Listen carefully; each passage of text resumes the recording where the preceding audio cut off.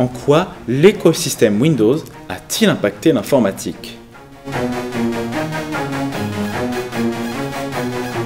En 1981, IBM sort le compatible PC, un ordinateur qui est à but professionnel, mais qui malheureusement n'a pas de système d'exploitation.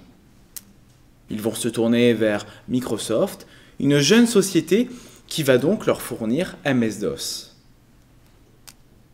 En 1985, MS-DOS commence à vieillir et d'autres constructeurs comme Apple sont bien plus performants avec macOS, qui contient une interface graphique. C'est pour ça d'ailleurs que Bill Gates va directement aller chez Apple et leur voler quelques idées. C'est ainsi qu'en 1985, Windows 1.0 sort. Au début, il est très critiqué et il ne rencontre pas un très grand succès.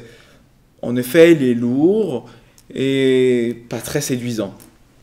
Mais quelques logiciels vont réussir à changer ça.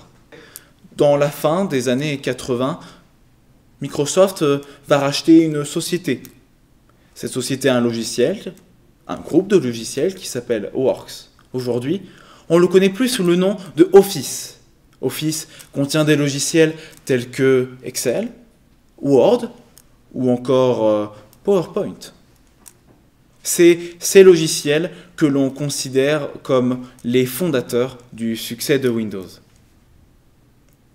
Mais d'autres constructeurs sont encore là lors de la naissance de Windows.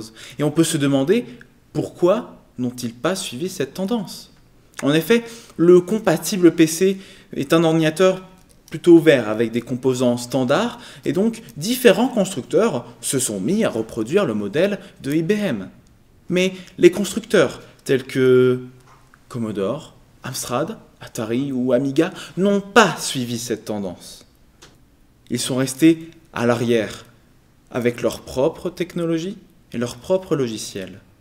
S'enfermant petit à petit, ils vont tous mourir, disparaître, être rachetés ou tout simplement oubliés. Alors, quand à la fin des années 90, la plupart de ces constructeurs ont disparu, il ne reste que AMD et Intel qui sont les maîtres de la construction de processeurs. On parle même d'un terme, celui de Wintel, une fusion entre Windows et Intel, un couple qui va si bien et qui prend une grande partie de l'informatique. Windows, c'est 93% des ordinateurs. Et même Apple, qui est un énorme constructeur et la plus grosse société au monde, n'arrive pas à suivre Intel. Ils sont passés à un moment sur cette architecture. Mais on voit bien qu'aujourd'hui, Apple repasse sur leur propre puce. Alors, est-ce qu'encore aujourd'hui, on peut dire que Windows est encore le maître incontestable de l'informatique? Alors, en effet, au niveau système d'exploitation, ce sont les plus grands, comme je l'ai dit, avec 93% d'ordinateurs sous Windows.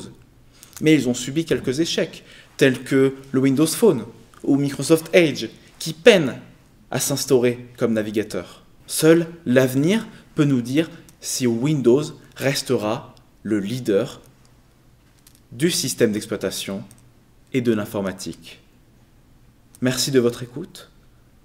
Avez-vous des questions ?